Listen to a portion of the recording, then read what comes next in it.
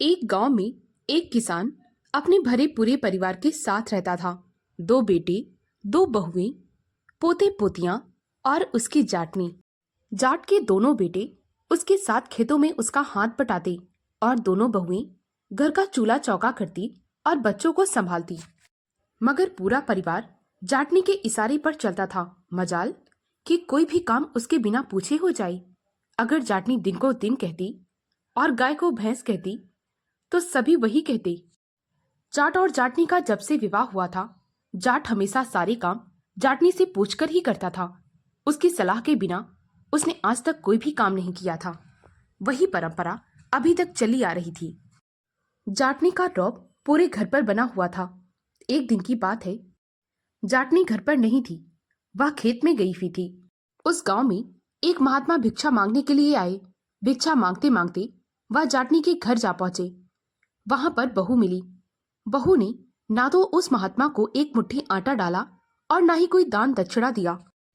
उनकी ऐसी शान तो पहली बार बिगड़ी थी। वे रास्ते पर बहू को कोसते हुए, भला बुरा कहते हुए चले जा रहे थे।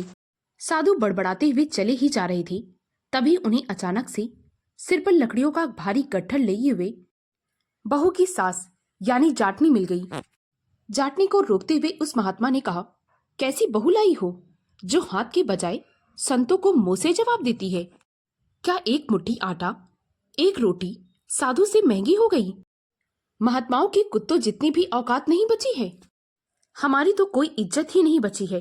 तुम्हारी बहू ने मुंह के सामने ही साफ मना कर दिया और उसकी इतनी मजाल कि वह कहने लगी, मुफ्तखोर साधुओं को देने के लिए आटा नहीं है।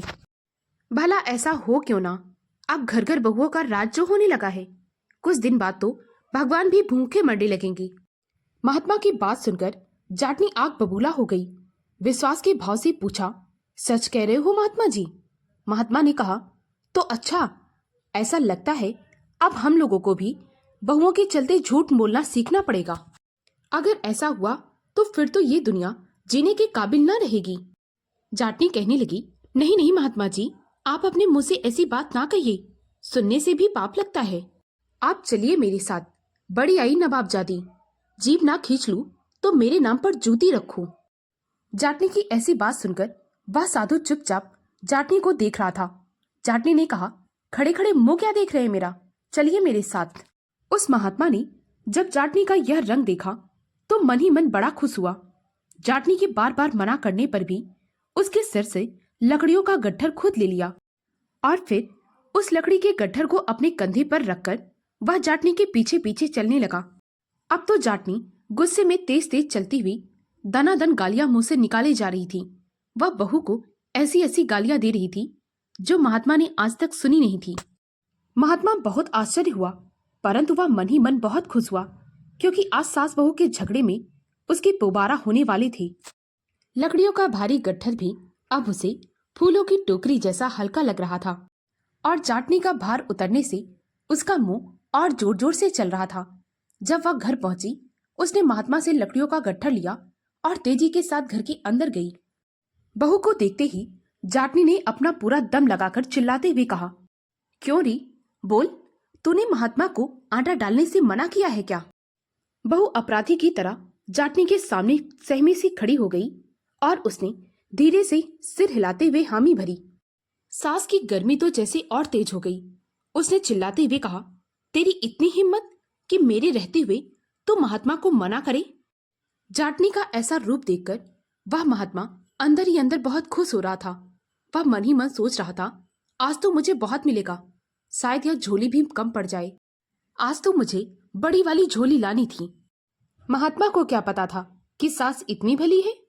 वह उबलते हुए हांडी के ढक्कन की तरह फटकर बाहर आई। वह उबलते हुए उसी लहजे में साधु से कहने लगी, भला आप ही बतलाइए, मेरे रहते हुए यह किसी को मना कर सकती है क्या? अरे मना करूं तो मैं करूं, मेरे जीते जी तो क्या, मेरे मरने के बाद भी इसकी इतनी हिम्मत नहीं। जिसे भी मना करना होगा उसे मैं मना करूंगी। और तुम यूं मुंह फुलाए क्यों खड़े हो? हाथ पैर हिलाते मौत आती है क्या? खबरदार, कभी इधर नजर आए तो तुम्हें यहां से एक दाना भी नहीं मिलेगा। अरे जाओ, खेतों में काम करो। चले आते हैं मुंह उठाने मांगने के लिए। इस घर की मालकिन मैं ही हूँ। एक बार नहीं, 100 बार मना करूंगी। तुम जैसे मुफ्तखोरों के लिए आटा कहाँ से आए? फौरन अपना मुंह काला करिए और यहाँ से चलते बनिए। दोबारा दिखाई मत देना। महात्मा को तो काटो तो जैसे खून नहीं। उसके पांव ऐसा लग रहा था धरती से चिपक गए हों। लकड़ियों का गट्ठर तो जाटनी ने उतार लिया था, परंतु ना जाने उसे कौन सा बोझ लग रहा था। महात्मा चुपचाप वहां से चला गया।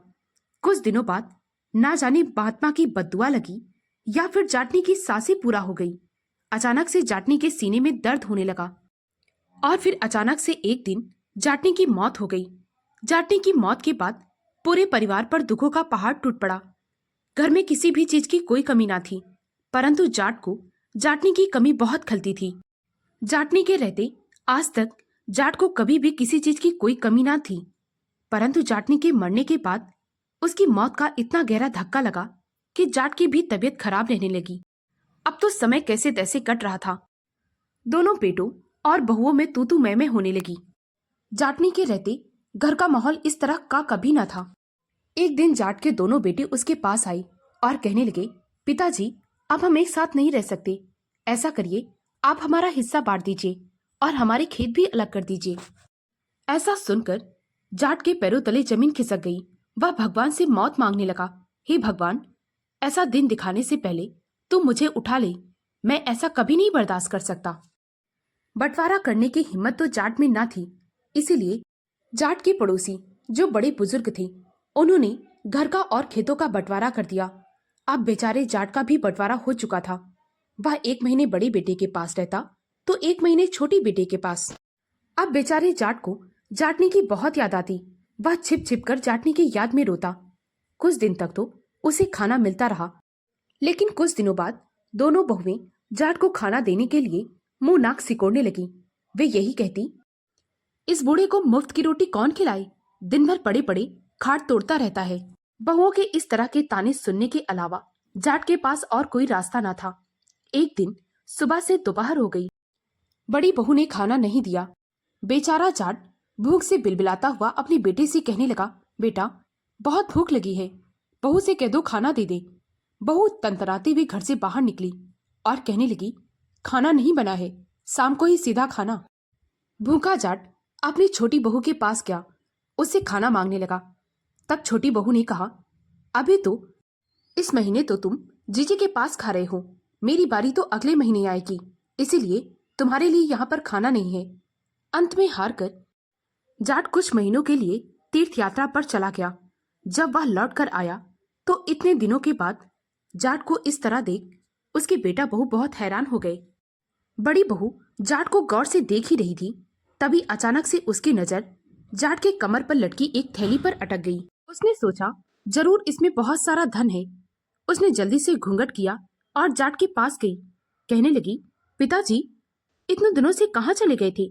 हम सब बहुत परेशान थे। आइए अंदर चलकर बैठिए, मैं आपके लिए भोजन लगाती हूँ। जब छोटी बहू ने यह सुना तो वह मन ही मन बहुत प्रसन्न हुई। चलो अच्छा हुआ जीजी ने अपने पास बुला लिया, नहीं तो मेरे मत्थे जाता। इस बूढ़े को कौन खिलाए? जाट घर के अंदर जा ही रहा था, तभी छोटे बेटे की नजर भी उस थैली पर पड़ गई। वह जल्दी से अपनी पत्नी के पास गया और कहने लगा, देख, बाबूजी की कमर पर एक थैली बंधी हुई है, उसमें जरूर बहुत सारा धन है, इसीलिए तो भाभी ने उसे अपने पास बुला लिया। ऐसा करना, कल पिताजी को तुम घर पर बुलाना और अच्छा सा खाना बनाकर खिलाना, उसकी सेवा करना, नहीं तो सारा धन भाभी ही हड़प लेगी, बहुत चालाक है। अब तो दोनों बेटा और बहू जाट की खूब सेवा करने लगे। बहुएं स्वादिष्ट भोजन बनाती और उसे प्यार से खिलाती। दोनों बेटे उसके हाथ पैर दबाते, बड़े ही प्यार से जाट को रखते। जाट भी अपने कमर से बनी थैली को कभी भी खुद से अलग नहीं करता। सोता तो उसे सीने से चिपकाकर सोता। एक दिन अचानक से जाट स्वर्ग सिधार गया।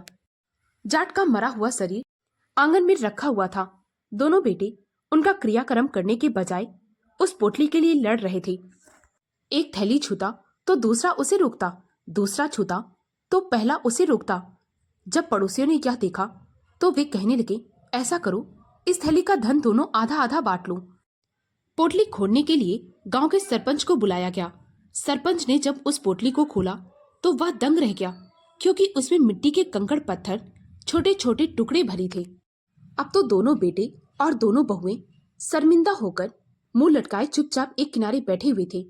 गांव के सरपंच ने कहा, मूर्खो, तुम्हारा पिता एक अच्छा इंसान था, परंतु तुम्हारे व्यवहार ने उसे यह छल कपट भरी थैली बांधने पर मजबूर कर दिया। तुमने जो अपने पिता के साथ किया है, भगवान तुम्हें उसका फल अवश्य देंगे। अब मुंह लटकाए खड़े मत रहो। अगर कुछ अच्छा चाहते हो अपने जीवन में, तो इनका अंतिम क्रियाक्रम करो। शायद भगवान तुम्हें थोड़ा माफ कर दे। जाट के दोनों बेटे अब अपने पिता का अंतिम क्रियाक्रम करके चुपचाप घर लौट आए थे। उन्हें अपनी गलती का पछतावा था। दोस्तों, अगर यह कहानी आपको अच्छी लगी हो तो प्लीज मेरे वीडियो को लाइक और शेयर करें। मुझे ज्यादा से ज्यादा सपोर्ट करें ताकि मैं आप लोगों के लिए और भी अच्छी अच्छी कहानियां ला सकूं। कहानी को पूरा सुनने के लिए बहुत बहुत धन्यवाद।